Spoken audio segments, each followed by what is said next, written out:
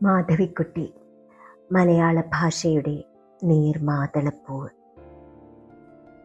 ബാല്യകാല സ്മരണകൾ. അമ്മമ്മ എന്നെ ആദ്യമായി കോവിലകത്ത് കൊണ്ടുപോയ ദിവസം ഞാൻ ഇന്നും നല്ല പോലെ ഓർക്കുന്നു. ജാതി വ്യത്യാസത്തെ പറ്റിയുള്ള ആദ്യ പാഠം അന്നാണ് ഞാൻ പഠിച്ചത്. കോവിലകത്തിൻ്റെ പടിവാതിൽക്കൽ 2 കൽപ്രതിമകളെ കണ്ടതായി ഞാൻ ഓർക്കുന്നു. അവർ ദ്വാരപാലകന്മാരാണെന്ന് അമ്മമ്മ എന്നോട് പറഞ്ഞു.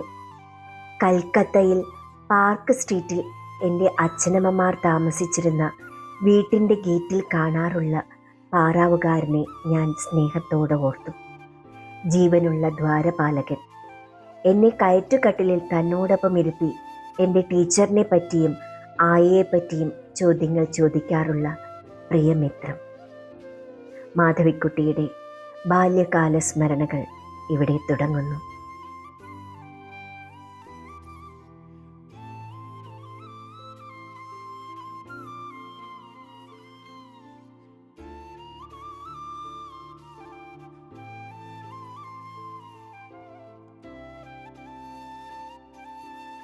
കുട്ടിക്ക് ശത്രുക്കളെയാ ഇഷ്ടം.